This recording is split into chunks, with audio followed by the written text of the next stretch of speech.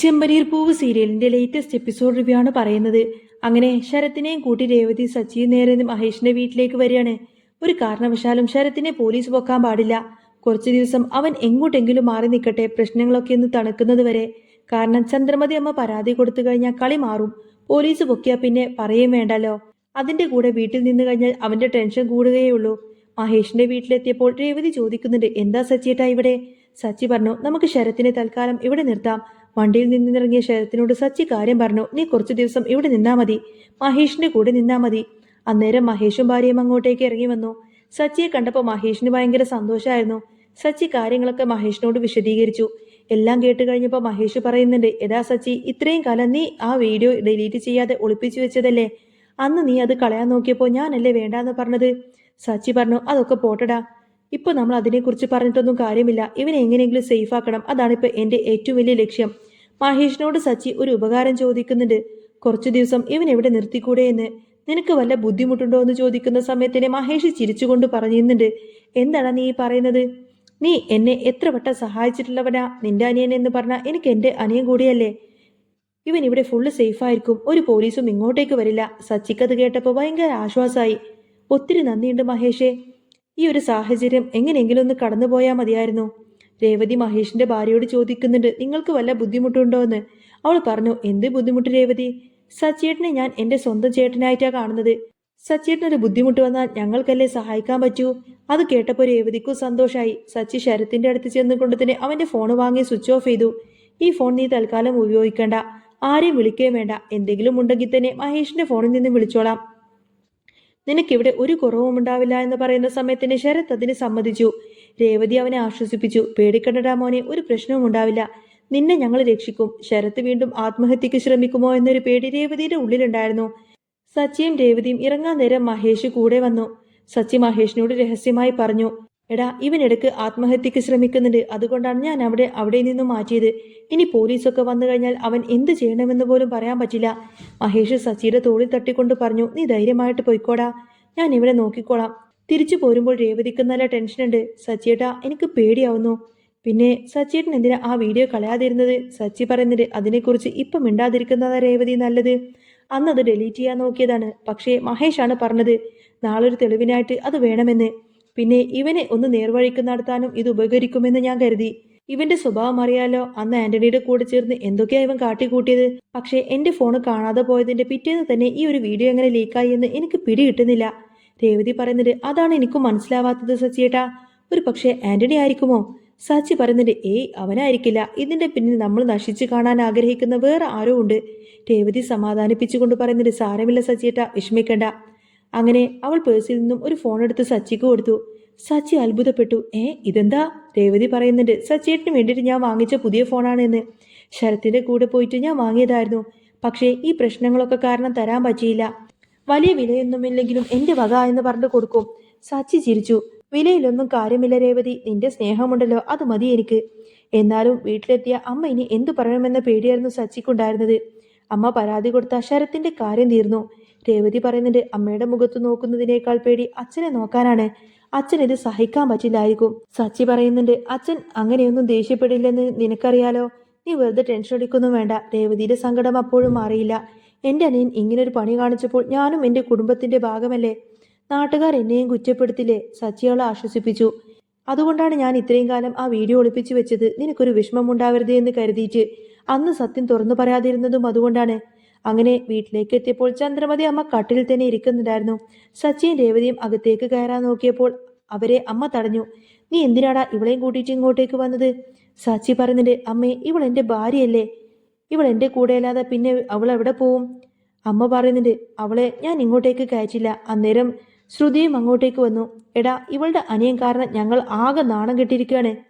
കടയിൽ പോലും പോകാൻ പറ്റുന്നില്ല. സോഷ്യൽ മീഡിയയിൽ വൈറലായ ആ വീഡിയോ അല്ലേ? എന്നിട്ടും നീ അവളെ ഇങ്ങോട്ടേക്ക് വിളിച്ചോണ്ട് വന്നിരിക്കുന്നു. സച്ചി സുധിയെ രൂക്ഷമായിട്ടൊന്ന് നോക്കി. എടാ, യോഗ്യതയെക്കുറിച്ച് പറയാൻ നീ ആയിട്ടില്ലല്ലോടാ. കല്യാണ മണ്ഡപത്തിൽ വെച്ച് ഇവളെ ഉപേക്ഷിച്ചു പോയപ്പോൾ ഈ നാണക്കേടൊന്നും നിനക്ക് തോന്നിയില്ലേ? അന്ന് അച്ഛനും അമ്മയും നാട്ടുകാരുടെ മുന്നിൽ വെച്ച് നാണം കെട്ടി നിന്നപ്പോൾ നിനക്ക് കുഴപ്പമൊന്നുമില്ലായിരുന്നല്ലോ. പോരാത്തതിന് അച്ഛന്റെ പണവും കൊണ്ടിട്ട് നീ മുങ്ങിയതല്ലേ. അന്നില്ലാത്ത നാണക്കേട് ഇപ്പൊ എവിടുന്ന് വന്നു നിനക്ക് എന്നൊക്കെ ചോദിക്കാണ് സച്ചി. സച്ചിയുടെ വാക്ക് കേട്ടപ്പോൾ സുധിയും അമ്മയും ഒന്ന് പതറി. സച്ചി രേവതിയുടെ കൈയും പിടിച്ചു നേരെ അകത്തേക്ക് കയറാണ്. അച്ഛൻ്റെ അടുത്തേക്ക് ചെന്നു. അച്ഛ, ശരത് ഇത് മനഃപൂർവ്വം ചെയ്തതൊന്നുമല്ല, അവന്റെ ദേഷ്യം കൊണ്ട് സംഭവിച്ചു പോയതാണ്. അത് കേട്ടപ്പോൾ ശ്രീകാന്ത് ചോദിക്കുന്നുണ്ട്, എന്തൊക്കെയാ സച്ചിയേട്ടാ ഈ പറയുന്നത്? സച്ചി പറഞ്ഞത്, അന്ന് ബൈക്ക് മോഷ്ടിച്ചെന്നും പറഞ്ഞുകൊണ്ട് തന്നെ അവൻ ഇവിടെ വന്ന് മാപ്പ് ചോദിച്ചത് ഓർമ്മയില്ലേ?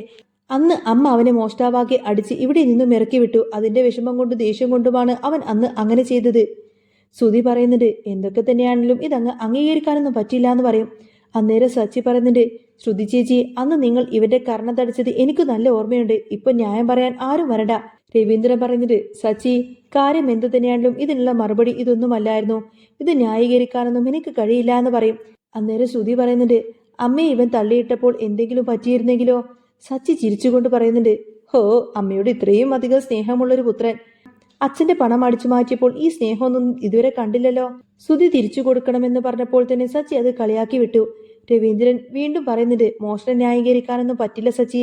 സച്ചി ചോദിക്കുന്നുണ്ട്, അവൻ പഠിക്കുന്ന പയ്യനല്ലേ അച്ഛാ, ഒരു തവണ കൂടി അവനോട് ക്ഷമിച്ചൂടെ എന്ന് ചോദിക്കും. പക്ഷേ ശ്രീകാന്തും വർഷയും അത് സമ്മതിക്കുന്നില്ല. ഇതൊരു നിസ്സാര കാര്യമൊന്നുമല്ല എന്ന് പറയണം അവര്. അങ്ങനെ എല്ലാവരും എതിർത്തതോടുകൂടി തന്നെ രേവതിക്ക് ഭയങ്കര വിഷമമായിരുന്നു. അമ്മ പരാതി കൊടുത്താൽ പിന്നെ തന്റെ അനിയന്റെ ഭാവി എന്തായി തീരുമെന്നൊക്കെ പേടിച്ചുകൊണ്ട് തന്നെ രേവതി ആകെ ടെൻഷനോടെ നിൽക്കുമായിരിക്കും.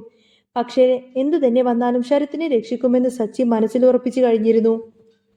സച്ചിയും രേവതി അങ്ങനെ മുറിയിലേക്ക് കയറി ചെന്നപ്പോൾ പുറത്ത് ചന്ദ്രമതിയുടെയും സുധീരയും പിറുപിറുക്കൽ അപ്പോഴും അവസാനിച്ചിരുന്നില്ല. രേവതി കട്ടിലങ്ങ് തളർന്നിരുന്നു. അവളുടെ കണ്ണുകളൊക്കെ നിറഞ്ഞു തുളുമ്പുന്നുണ്ടായിരുന്നു. സച്ചിയേട്ട, അച്ഛൻ പോലും കൈവിട്ടു. ഇനി അമ്മ പരാതി കൊടുത്തു കഴിഞ്ഞാൽ ശരത്തിന്റെ പഠിപ്പും ജീവിതവും എല്ലാം തീരില്ലേ? സച്ചി അവളുടെ അടുത്ത് വന്നിരുന്നു കൊടുത്തിന് ആ ഒരു കൈകൾ ചേർത്ത് പിടിച്ചുകൊണ്ട് പറഞ്ഞു, പേടിക്കേണ്ട രേവതി, അമ്മ പരാതി കൊടുക്കത്തൊന്നുമില്ല. കൊടുക്കാൻ ഞാൻ സമ്മതിക്കില്ല. അതിനുള്ള വഴിയൊക്കെ എന്റെ കയ്യിലുണ്ട് എന്ന് പറയും.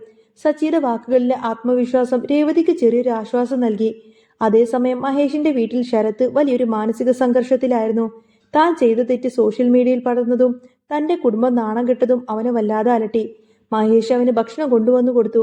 ദാ, ഇത് കഴിക്ക് ശരത്തെ, സച്ചി എല്ലാം ശരിയാക്കും. നീ ഇപ്പോ അതൊന്നും ആലോചിച്ചു കൂട്ടണ്ട. പക്ഷേ ശരത്തിനാണെങ്കിൽ ഒന്നും കഴിക്കാൻ തോന്നിയില്ല.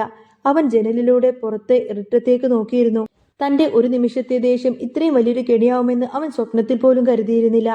പിറ്റേന്ന് രാവിലെ തന്നെ ചന്ദ്രമതി അമ്മ നേരെ പോലീസ് സ്റ്റേഷനിലേക്ക് പരാതി എഴുതി കൊടുക്കാൻ വേണ്ടിയിട്ട് ഇങ്ങനെ പോവാൻ റെഡിയായി വന്നിരിക്കുകയാണ്. ഇന്ന് തന്നെ ആ ചെക്കിനെ ഞാൻ പരാതി എഴുതി കൊടുത്ത് അകത്തിരും, എങ്കിൽ മാത്രമേ എന്റെ ദേഷ്യം അങ്ങ് മാറൂ, അവർ ഉറക്കെ വിളിച്ചു പറഞ്ഞു. ശ്രുതിയും കൂടെ ഇറങ്ങി വന്നു. അവർ നേരെ ഗേറ്റിന്റെ അടുത്തേക്ക് എത്തിയപ്പോൾ സച്ചി അവരെ തടഞ്ഞു നിർത്തിക്കൊണ്ട് പറഞ്ഞു, അമ്മേ, ഒരു മിനിറ്റ്. ഈ പരാതിയുമായിട്ട് മുന്നോട്ട് പോയി കഴിഞ്ഞാൽ ശരത്ത് മാത്രമല്ല നാണം കെടുന്നത്. ശ്രുതി പണ്ട് അച്ഛന്റെ പണമെടുത്ത് മുങ്ങിയ കാര്യവും ശ്രുതി ചേച്ചി കാണിച്ച മറ്റു ചില കള്ളത്തരങ്ങളും എനിക്ക് പോലീസിനോട് പറയേണ്ടി വരും. തെളിവെല്ലാം തന്നെ എന്റെ കയ്യിലുണ്ട്. സച്ചിയുടെ ഈ ഒരു അപ്രതീക്ഷിത നീക്കം കണ്ട് ചന്ദ്രമതിയും ശ്രുതിയും ആകെ തളർന്നിരുന്നു. നിന്റെ അനിയനെ രക്ഷിക്കാൻ വേണ്ടി സ്വന്തം കുടുംബത്തെ തകർക്കുമോടാ എന്ന് ചന്ദ്രമതി ആക്രോശിക്കാണ്. കുടുംബം എന്ന് പറഞ്ഞാൽ രേവതിയുടെ കൂടെ ചേർന്നുകൊണ്ടാണ് അമ്മേ എന്റെ കുടുംബം. അവളെ വേദനിപ്പിക്കാൻ ഞാൻ ആരെയും സമ്മതിക്കില്ല, സച്ചി ഉറപ്പിച്ചു പറഞ്ഞു. ഒടുവിൽ ഗത്യന്തരമില്ലാതെ ചന്ദ്രമതിക്ക് തന്റെ വാശി ഉപേക്ഷിക്കേണ്ടി വന്നു.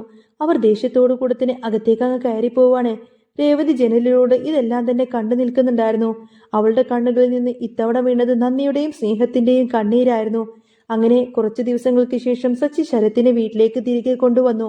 കേസെല്ലാം അവസാനിച്ചതിന് ശേഷമായിരിക്കട്ടെ തിരികെ കൊണ്ടുവന്നത്. രവീന്ദ്രൻ അച്ഛന്റെ കാല് പിടിച്ചുകൊണ്ട് തന്നെ ശരത്ത് അങ്ങ് പൊട്ടിക്കരയാണ്. അങ്കിളെ, എന്നോട് ക്ഷമിക്കണം, ഇനി ഞാൻ ഇതൊരിക്കലും ആവർത്തിക്കില്ല എന്ന് പറയും. അങ്ങനെ സത്യം ചെയ്തു കൊടുക്കാണ്.